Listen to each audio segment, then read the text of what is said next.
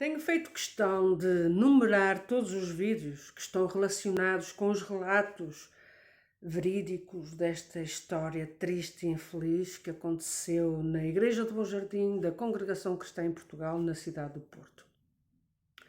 Como podem verificar, nos meus vídeos tenho uma numeração que corresponde ao seguimento de toda a história, como se fosse uma novela. Só que é uma novela verídica. E este vídeo é o 31º vídeo que continua a relatar a história desta infeliz situação que aconteceu na Congregação Cristã em Portugal, na Igreja do Bom Jardim. Embora muitos queiram defender a Santa Graça, a Santa Obra, queira defender a Congregação Cristã em Portugal, a Congregação Cristã no Brasil, porque acha que eu estou a denegrir essa mesma instituição. Quero aqui fazer saber de que a instituição é gerida por líderes e esses líderes são responsáveis por tudo o que acontece nessas igrejas. Seja nas grandes cidades, nas cidades mais pequenas ou até naquelas igrejas que estão a ser uns autênticos barraquinhos em que só têm 2 ou 3 almas. Os líderes são responsáveis por tudo o que acontece na Congregação Cristã em Portugal e na Congregação Cristã no Brasil e pelo mundo fora. Compreendo que vos custa aceitar esta realidade, mas eu vou continuar a relatar tudo isto que tem vindo a acontecer. E faço isso para que haja a consciência de que as vítimas, as pessoas que estiveram ao redor de toda esta situação e que jamais defenderam a mentira ou quiseram encobrir todo este crime, sofreram as consequências. Eu quero dar voz às vítimas, quero dar voz às pessoas que, de tão magoadas que estão, não conseguem dizer o quanto estão magoadas.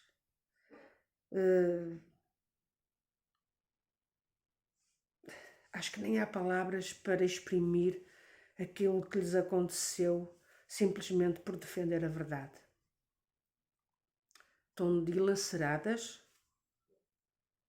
estão desiludidas com os responsáveis, com as pessoas que eles contavam que defendessem os mais, como hei de vos dizer, os mais abandonados, em quem ninguém acreditava que houvesse esses líderes que ajudassem a aceitar e a compreender e a apoiar. E houve essa falha, não houve esse apoio. Até a mim própria me custa às vezes falar em certas coisas, porque isto vem relembrar certas mágoas, certas tristezas, certos momentos que foram vividos, porque eu os vivi, na primeira pessoa, fui eu que os vivi. E, portanto, quando há pessoas que vêm defender a instituição religiosa, eu compreendo, em parte, mas noutra parte não quero compreender, nem quero aceitar. Porque basta de haver vítimas, basta de haver apoios para esses agressores sexuais e principalmente a menores. E por isso eu estou aqui para dar voz e ter a coragem de enfrentar o que tiver que enfrentar. Resumindo e concluindo, eu estou aqui para prosseguir com esta novela tão macabra e tão diabólica que aconteceu na Igreja do Bom Jardim e, volto a frisar, na Congregação Cristã em Portugal, onde eu fiz parte, onde fui musicista, tocava clarinete alto e que nunca tive ou nunca senti apoio por parte do Ministério.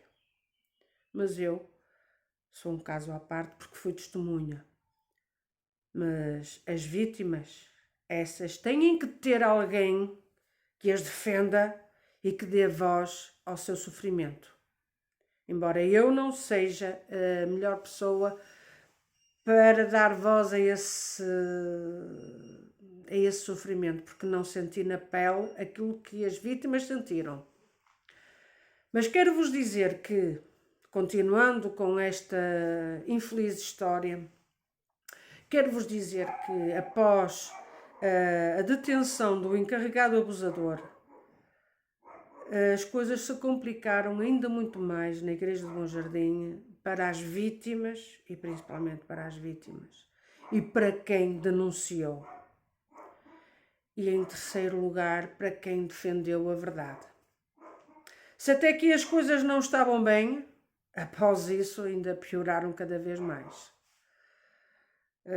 Houve uma perseguição realmente feroz por parte da família do encarregado abusador, já que o encarregado abusador estava detido e nada podia fazer. E desde 2015, após ter sido posto à parte de exercer as suas funções, não entrou em contacto na igreja visivelmente, mas teve sempre alguém que lhe abrisse portas para certas e determinadas situações. Mas, continuando com o assunto, após a detenção, realmente as coisas se complicaram muito para as vítimas. As vítimas sofreram pressões psicológicas, verbais, por parte dessa família e de amigos agregados a essa família. Se a vítima principal teve que se retirar da Igreja de Bom Jardim e ir para outra igreja, eu própria tive que sair da Igreja de Bom Jardim e ser oficializada através de outra igreja, porque o encarregado atual fez uma pressão sobre a minha pessoa para fazer o teste de aptidão perante os filhos do encarregado abusador. E eu me neguei. E após me ter negado, esse encarregado me disse: então, quando fores muito velhinha, é que vais ser oficializada. E quero aqui referenciar que esse encarregado que está presentemente a exercer o cargo na Igreja de Bom Jardim era uma pessoa da minha amizade e em que eu pedi para que não fizesse isso, não fizesse essa prova perante os familiares do encarregado abusador, porque eu sabia que não era normal isso acontecer, só mesmo na Igreja de Bom Jardim, porque a Igreja de Bom Jardim sempre quis ser o foco das atenções, ser a melhor em tudo, na música ser a melhor orquestra, ter os melhores músicos. Só que infelizmente teve o pior encarregado que podia ter à face da terra, teve um encarregado abusador durante anos e anos e anos, em que o próprio Ministério encobriu e se calou. Pois bem, perante isso eu fui obrigada a mudar de igreja e mudei, com muito custo meu, mas mudei porque eu tenho amor próprio. Mas as vítimas ficaram, aliás, algumas das vítimas, porque a vítima principal, a vítima mais recente, também teve que ir para outra igreja, até mesmo para ser oficializada. Tudo isto se passou de uma forma tão revoltante, porque foi perante os olhares e o conhecimento dos anciães e de todo o ministério da Igreja do Bom Jardim. Principalmente daquele ancião a quem fizeram o tal funeral online. Perante isto tudo, quero-vos dizer que estando o encarregado, o abusador, detido, a família ainda mais se tornou agressiva perante aqueles que não defendiam a mentira, mas sim a verdade. Se uns saíram, outros entraram, que foi o caso do irmão do encarregado abusador, que entrou para a Igreja de Bom Jardim, pediu autorização ao ancião mais velho de Portugal, ao ancião responsável, para fazer comum na Igreja de Bom Jardim, já que a comum dele era na Igreja de São Roque, onde ele tocava.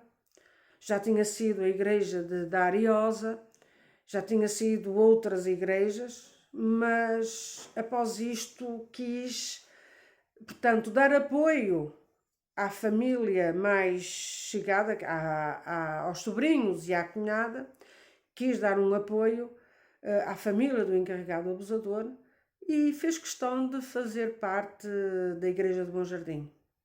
E o ancião principal assim aceitou, sem qualquer obstáculo. É verdade. A vítima e a testemunha tiveram que sair, mas a família do encarregado abusador, que estava a congregar noutra igreja, pediu a transferência da igreja para a Igreja de Bom Jardim. E aí é que foi... as coisas começaram a piorar, então ainda muito mais. Mas foi assim que aconteceu.